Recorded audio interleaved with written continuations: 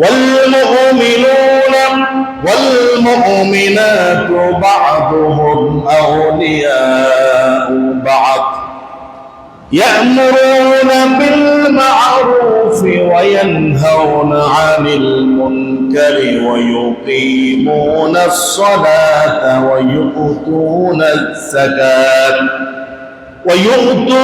الزكاة ويطيعون الله ورسوله أولئك سيرحمهم الله إن الله عزيز حكيم الله أكبر الله বলছেন والمؤمنون والمؤمنات ঈমানদার পুরুষ এবং ঈমানদার নারী বা'দুহুম আউলিয়াউ বা'দ একে অপরের একজন আরেকজনের বন্ধু সুবহানাল্লাহ কোন খুব খেয়াল করবেন ঈমানদার নারী এবং ঈমানদার পুরুষ একে অন্যের একে অপরের বন্ধু অভিভাবক সুবহানাল্লাহ কোন তাদের কাজ কি ইয়ামুরুনা বিল মারুফ তারা একজন আরেকজনকে সৎ কাজের আদেশ দিবে ওয়া ইয়ানহাউনা আনিল মুনকার অসৎ কাজ থেকে নিষেধ করবে সুবহানাল্লাহ কোন ওয়া ইউকিমুনাস সালাতা তারা নামাজ কায়েম করবে ওয়া ইউতুনাজ যাকাতা এবং তারা যাকাত দিবে সুবহানাল্লাহ কোন আমার ভাইরা এই আয়াত এটা বোঝায় যে একজন মুমিন আরেকজন মুমিনের উপকারে আসতে হবে তাকে সৎ কাজে আদেশ দিতে হবে অসৎ কাজে নিষেধ করতে হবে আমরা নিজে ভালো কাজ করব অন্যকেও ভালো কাজ করার জন্য বলবো ইনশাআল্লাহ বলেন আমরা অন্যায় করব না কাউকে আমরা অন্যায় করতে নিজে যেটা করবো অন্যকেও সেটা করতে বলবো ইসলাম আমাদেরকে এটাই বলেছে এটাই নির্দেশ দিয়েছে যে শুধু আমরা ভালো কাজ করবো নিজেরা অন্যকে বলবো না উপদেশ দিব না এটা কখনো হতে পারে হক শব্দ অর্থ হচ্ছে সত্য হক শব্দ অর্থ হচ্ছে ন্যায় নীতি হক শব্দ অর্থ হচ্ছে সঠিক অর্থাৎ যে কাজটা আমি করতেছি সঠিক কাজ আল্লাহ করার জন্য বলেছে ঠিক সেই কাজটা অন্যকেও আমরা করার জন্য উপদেশ দিব আল্লাহ পাক বলছে এই কাজটা যারা করবে এরা ক্ষতির ভিতরে নাই এদের দুনিয়াতেও কোনো ক্ষতি নাই পরকালেও কোনো ক্ষতি দেখেন সমাজে রাষ্ট্রে হক সত্য প্রতিষ্ঠিত যদি না থাকে তাহলে কিন্তু বাতিল সেখানে প্রতিষ্ঠিত হয়ে যায় নাউযুবিল্লাহ কম কথাগুলো খুব খেয়াল করে বুঝবেন যেই সমাজে যেই দেশে হকের আওয়াজ নাই মানুষরা হকের ব্যাপারে একজন আরেকজনকে বলে না সত্যের ব্যাপারে একজন আরেকজনকে বলে না ওই সমাজ ওই দেশের মধ্যে বাতিল হকের বিপরীত বাতিল হকের বিপরীত কি বাতিল আল ইসলামু হাক্কুন ওয়াল কুফরু বাতিলুন যেখানে হক প্রতিষ্ঠা হবে না সেখানের মধ্যে বাতিল চলে আসবে ঠিক কি না বলেন আমি আপনাদেরকে একটা উদাহরণ দিলে আপনারা বুঝবেন দেখবেন যেই জমির মধ্যে ফসল থাকে ওই জমির মধ্যে কিন্তু কোনো জঙ্গল থাকে না থাকে কেন থাকে না কারণ যিনি ফসল চাষ করে অথবা ফসল জমির মধ্যে কি করে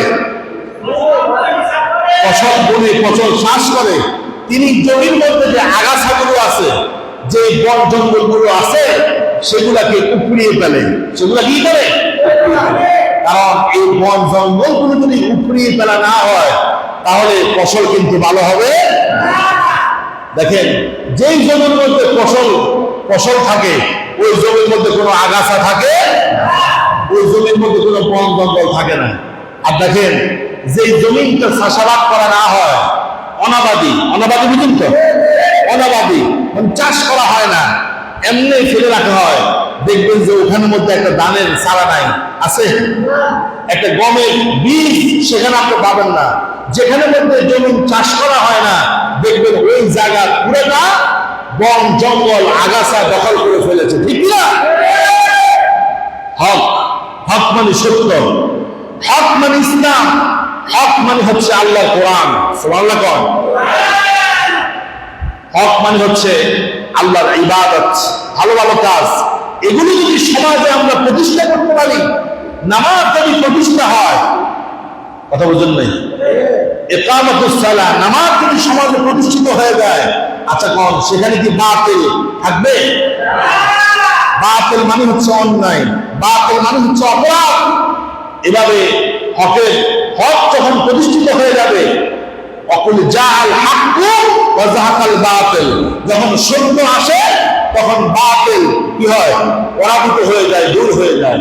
এই জন্য আল্লাহ পাক বলছেন, তুমি শুধু ভালো কাজ করবা, তুমি শুধু নেক আমল করবা, তা হবে না। ওয়াতাওয়াসাউ বিল হাক্কি, তুমি ভালো কাজ করবা, তুমি নিজেও ভালো কাজ করার জন্য অন্যকে উৎসাহ দিবা, অন্যকে উপদেশ দিবা। আচ্ছা বন্ধু, এই কাজগুলো কি আমাদের সমাজে আছে?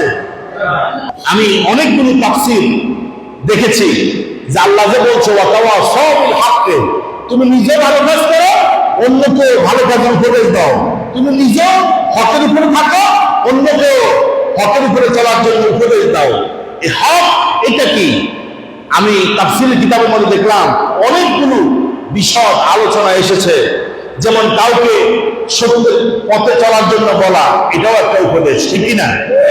একজন মানুষ মিথ্যা কথা বলে, আপনি দেখতেছেন মিথ্যা কথা বলতেছে, সব সময় মিথ্যা কথা বলে, আপনি তাকে বলবেন ভাই মিথ্যা বলা মহাপাপ, আল কিযবু উম্মুয যুনুব, যত পাপ আছে সব পাপের মূল হলো মিথ্যা, তুমি মিথ্যা কথা বলবা না। আমিও মিথ্যা বলি না, তুমিও মিথ্যা, কথা বুঝুন নাই, আমিও মিথ্যা বলি না, তুমিও মিথ্যা বলবা না। এই যে আপনি তাকে উপদেশ দিয়েছেন, এই যে উপদেশ দিয়েছেন, আল্লাহ পাক বলছেন এই উপদেশ যদি দিতে পারো, ভালো কাজের হকের উপদেশ যদি দিতে পারো, তুমি পরকালে সফল হয়ে যাবে, তুমি ক্ষতির মধ্যে পড়বে না। সুবহানাল্লাহ।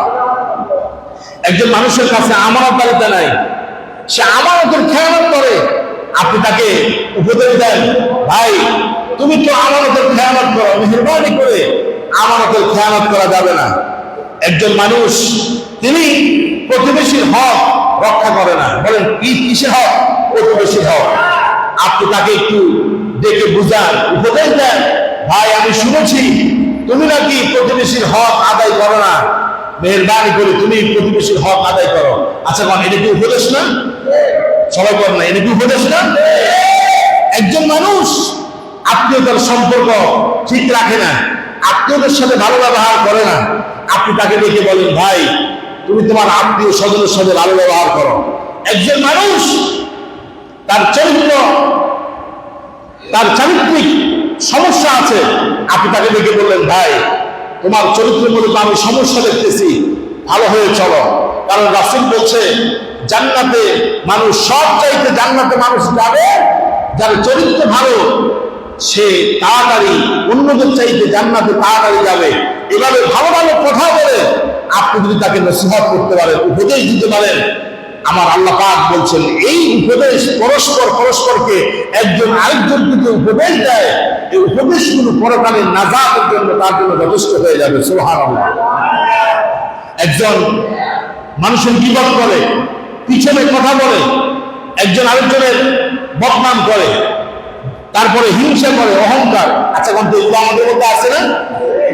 এই যে চারিত্রিক যে খারাপ দিকগুলো, আপনি যখন কোনো মানুষের মধ্যে এই খারাপ চারিত্রিক দিকগুলো দেখবেন, দেখার পরে যখন আপনি তাকে গোপনে, বলেন কিসে, গোপনে খুব ভালোভাবে সুন্দর ভাষায় আপনি যখন তাকে উপদেশ দিয়ে ভালো ভালো কথাগুলো তাকে শোনাবেন, উপদেশ দিবেন, আমার আল্লাহ পাক এই কথাই বলছেন ওয়াতাওয়াসাউ বিল হাক্কি, যে হকের ব্যাপারে, যে হক সত্য এটার ব্যাপারে একজন আরেকজনকে উপদেশ দিবে, সেই ব্যক্তি মহা ক্ষতি থেকে বেঁচে যাবে। সুবহানাল্লাহ ওয়া বিহামদিহি।